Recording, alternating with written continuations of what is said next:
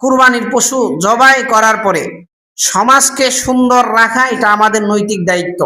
দেখেন, কুরবানি করা এটা ইসলামের একটা বিধান, ঠিক না?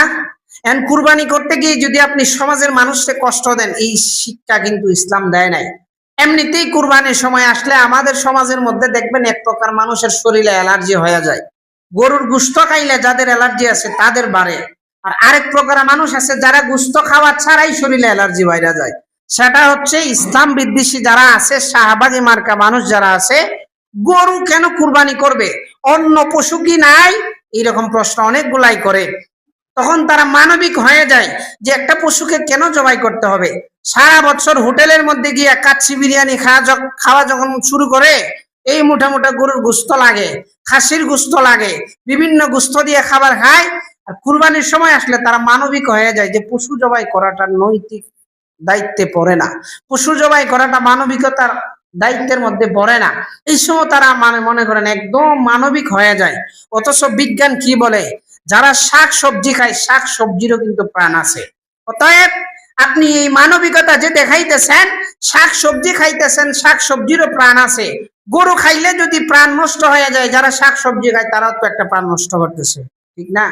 এখানে মূল বিষয় হচ্ছে এইটার দ্বারা ইসলামকে অ্যাটাক করা উদ্দেশ্য। এই অ্যাটাকটা তখনই করতে তারা সহায়ক হয় যখন আপনি আমি উল্টাপাল্টা কাজ করি। কুরবানি করলাম আমি, গুস্ত খাইলাম আমি, গরিবরে দিলাম না, ফ্রিজ ভর্তি করে রাইখা দিলাম। এখন দেখা যায় গরুর যে ভুঁড়ি আছে, নারী ভুঁড়ি যা আছে, ময়লা দুনিয়ার সব রাইখা দিলাম গাঙ্গের ফাড়া। এটা করেনি। এখানে গাং আছে বিধায় গাঙ্গের কথা বলছি, অন্য জায়গায় ডুবা আছে ডুবার কথা বলতাম।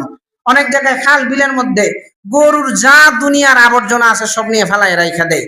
এই যে বিবাহ অনুষ্ঠান হইলে জুটা যে খাবার গুলা আছে এইগুলো নিয়ে এক জায়গায় ফেলায় রাইখা দেয়। পলিথিন গুলার আলাদা করে না, 1 মাস পর্যন্ত দুর্গন্ধ ছড়াইতেই থাকে।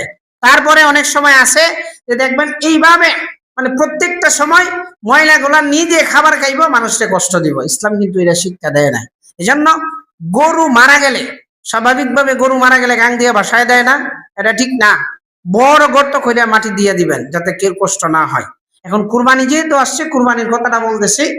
কুরবানি করার পরে যে ময়লা গুলা আছে প্রয়োজনে বড় একটা গর্ত করবেন, কইরা এটা নিচে ফালাইয়া তারপরে মাটি দিয়ে দিবেন। একটু কষ্ট হবে, কিন্তু আপনার দ্বারা সমাজের মানুষ কষ্ট পাবে না, ঠিক আছে?